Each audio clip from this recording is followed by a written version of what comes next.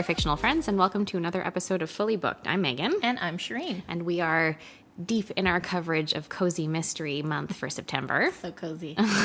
Over here on Fully Booked. At the time that we're recording this, it's still pretty hot, unfortunately, so I'm like not wearing like a big cozy sweater, but just pretend that I am. It's okay, we're cozying up with squishmallows. Yeah, that's it, exactly. It's do. Our version of that when it's hot and you're not wearing a sweater. This is what we're doing. Pretty much.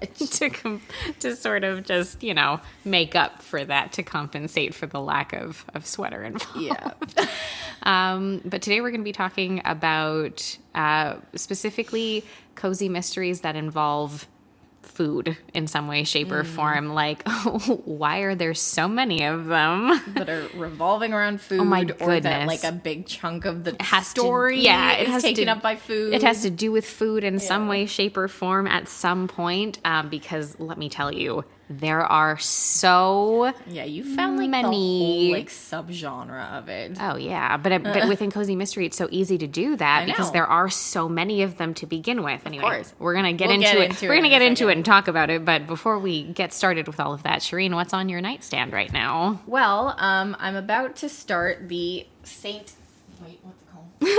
Ambrose School for Girls. It's one that I just kind of didn't do any research on. I walked past it in a bookstore and I was like, okay, cool, we'll give it a try. Yeah. It's like, I think it's described as like Mean Girls meets like some witchy thing. Oh, wow. So I'm like, all right, like, we'll give it a shot. Like, I'm not sure what to expect, but it looks kind of spooky, kind of young adulty. All right. So we're going to give it a go. Oh, there you go. What about you, Meaghan? I actually had forgotten that I did this because I go through the number of like rom-coms during like the summer months and stuff that I go through is just like astronomical because it takes you about 20 seconds to get through one generally. Yeah. So I actually had found like a little discounted thing for an ebook copy of It Happened One Summer by Tessa Bailey and the sequel Hook, Line, and Sinker. Right. So I read both of them. Okay. Just because I was like, okay, you know what? May as well just get both and read both of them. So I did. They were fun. You know, they're really cute. They're fun. Yeah.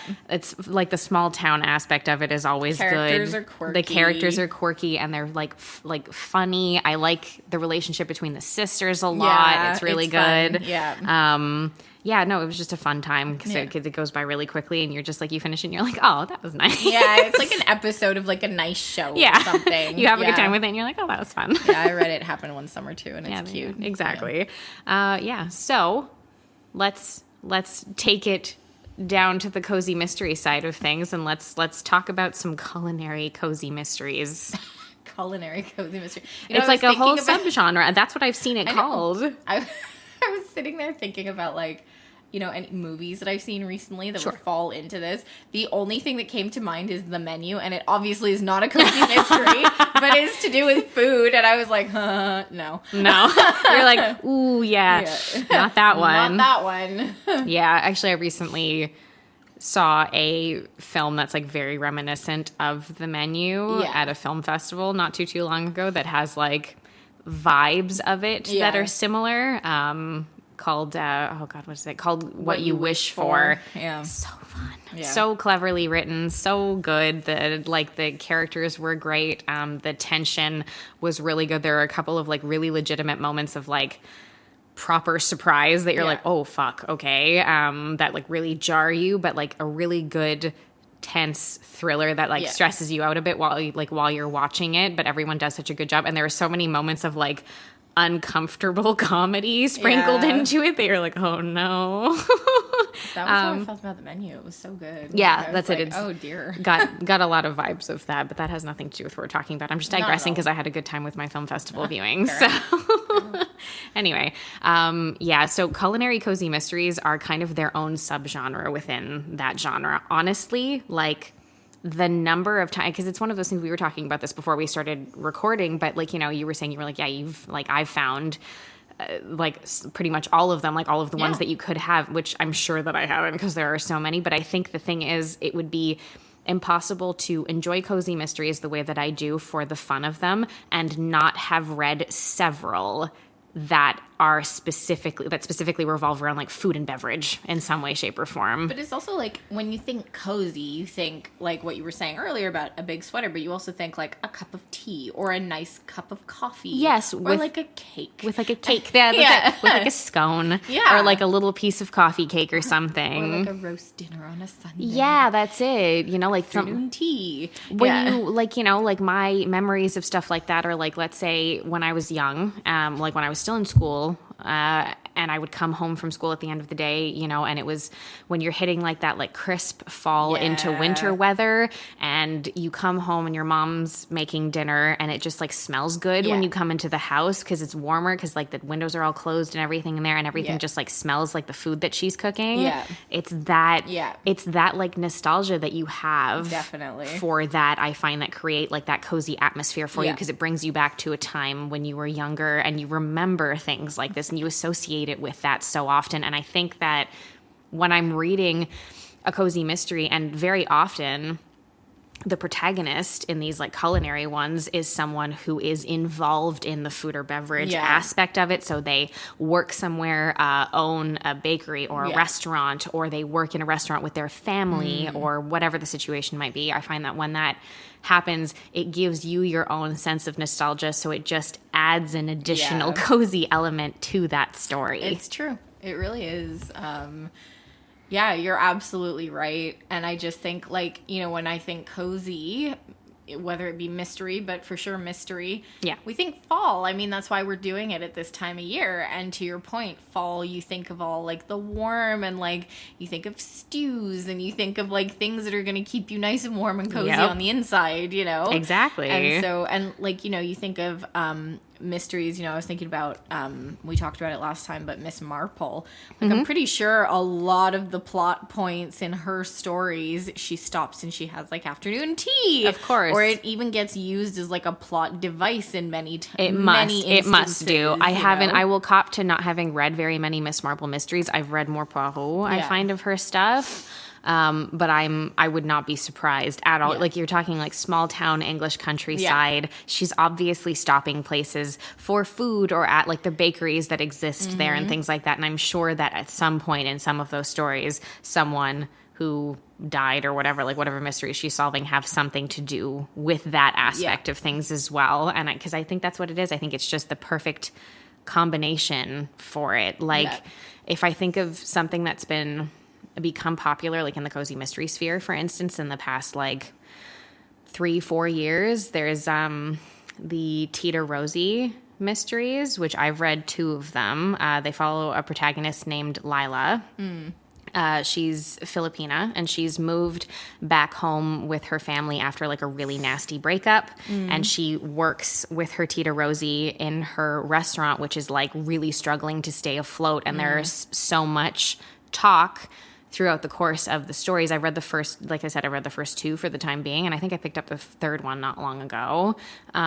There's so much talk about that's it, traditional recipes from the Philippines and how they're making them and everything, and it just like draws you in a really interesting way. And you like, I find like, you know, you get more attached to the characters because they're talking about like, that's it, this is like a recipe that they've been making since they were kids and stuff, and this is something that they, she was doing with her mom and everything, and you get really like tied into the cultural aspect that comes along with that. And those have been very popular. Those, like that particular series, I know gained a lot of popularity when it was first published. So that's like a really good sort of example of them. There's a series that I've read, oh my God, probably like 4 or 5 of the books, and I'm sure that there are more, because this is another thing I find with cozy mysteries in general as well, is that it's really easy to kind of leave them for a while and come back to them. Yeah, because they're like episodes in a mystery show. Yeah, like, you don't always have to even continuity between. Like, there can be, but I find even sometimes if I've missed one in between, it's not really the end of the world. Like, if I read book 2 and then I accidentally read book 4 after that, like, meh. It's not the end of the world, you know? Totally. There's another one, I forget what the actual series is called. It's by an author I think named Bailey Cates, and it's it's one that ties in like cozy mystery, food, and magic. Oh, it's everything. Yeah, we just had to go like that extra distance, basically. Wait, hang on. I'm going to find out what this is called. Okay, yes, it's called The Magical Bakery Mysteries, and that's it. It's a woman who's moved to Savannah with, I believe it's her aunt, if I'm not mistaken, and stuff, and she's decided to open a bakery there. She was working as a bakery in a bigger city, but of course she's moved to a smaller area now, and she's opening a bakery, but she also... her family are witches, basically. Okay. And she's kind of discovered sort of like what her powers are. And also that like the power that she has, she can kind of feed some of her magic into the baked goods that she's making. Okay. And it can help people who are coming in, who are struggling with certain things and whatever. So that becomes like an entire aspect of the story itself. Yeah. But those are also, I find, like a really good example of that kind of thing. I know there are a good number that are like tea shop ones. Laura Childs has like specifically like tea shop mysteries. Death by Darjeeling. Yeah, that's the first book. I have it. I haven't gotten around to it yet. I should probably read it this year, honestly. But those are like the tea shop mysteries are big ones as well. That happens, I find, pretty regularly too, that you get someone who has like a coffee shop or a tea shop, because again, there's an element of cozy there that you wouldn't otherwise have. And I wonder, like, we talk about these cozy mysteries, and I wonder if, like, not having the food and beverage portion impacts the level of coziness that you're experiencing in this mystery. Maybe. Maybe it does to an extent, because, look, I'm looking at another one, too. There are also some that go off, I guess, the regular track of it a little bit. Like, there's one series by Deborah Sennefelder. Sorry if I'm mispronouncing that. But they're a cozy mystery series about a food blogger. Right. So, I feel like even if you were to do something like that, it still adds that little element back into, what you're doing. There's the MC Beaton series there that's a take on Agatha Christie stuff, like Miss Marple stuff, because the main character's name is Agatha Raisin. Yeah. Very nice. Which again, like in England, and if I'm not mistaken, like in like the first book, for instance, she's moved to that small area and she enters like a baking competition or something like that. There are those ones. There are the Hannah Swenson mysteries, which sounds familiar. Yeah, well, those were literally turned into a whole series of movies on Hallmark called Murder, She Baked. Yeah. And they've got like Murder, She Baked. And again, it's a woman who owns a bakery in a small area named Hannah, and she just, again, it's one of those random happenstances. She stumbles upon a death in the first book. It's up to her. And it's up to her to kind of figure out how it is. And, that one, I find the Hannah Swenson ones are a good example of like sort of the culinary mysteries, but like the formulaic kind of cozy mystery aspect of it too, in the sense that like she stumbles upon this without really meaning to, decides she's going to look into it and figure out what's going on, has at the beginning, contentious relationship with a new detective who has moved to town, who's, in charge of the investigation, which of course then kind of develops into more of a relationship between the two of them. They're actually, the movies, I think I've watched most of them just at different times. They're actually cute. Like, they're fun ones. You get into like the characters and stuff and you're like, yeah, sure, why not? Like they're easy. Well, it also like, there's also that element of like, romance that comes in, right? Of course. And we talked about that, that with cozy mysteries, sometimes or many times it does lead to like a romantic like twist that happen, not even a twist, but like, kind of like an evolution of a romantic relationship. But again, with the coziness, like it's almost like with the food, it's like you're already on the way. Yes. As soon as you've got this food element, because people like food. A lot of people like food, us included. Food. So it's like, you're just already immersed in it, and then all the characters are kind of centered around this like food, factor in the story, and because it kind of unites them a little bit more. Exactly, because they either like the murder, let's say, has taken place there, or the people who are involved in it that's at some sort of restaurant, or something's happened in a closed setting at like a competition, like a food competition or something, or at a market of some kind. And so like everything has to do with why the people are there, and the vast majority of the time the people are there because of the food. Yeah, exactly. And another thing that you get in these a lot too, I've noticed anyway, with the ones that I've picked up, is that very often, particularly I find for like the baking ones, like the ones that have to do with baking specifically, the author will very often include, because they'll talk about, you know, the different stuff that they're making throughout the course of the story. And very often you get recipes at the end of it. Oh, yeah. Yeah, it's true. Which is something that It's very cute. It's cute because it gives it's almost like a little interactive aspect of it where they're like, we weren't making this up. You can actually make this. You can make them. And then you can like sit there and eat the thing while you read your story and you really feel like you're there. Exactly. And I think because, again, another thing that works so well with cozy mysteries that way too is that because the person who's the lead, generally speaking, who's looking into these is not a member of law enforcement in any way, they are often like it lends itself really well to the mystery aspect of things because there are a lot of red herrings along the way. There are a lot of fake outs of like, oh, I definitely think it's this person, but then it turns out that it isn't, and they're surprised and they don't know what to do with it.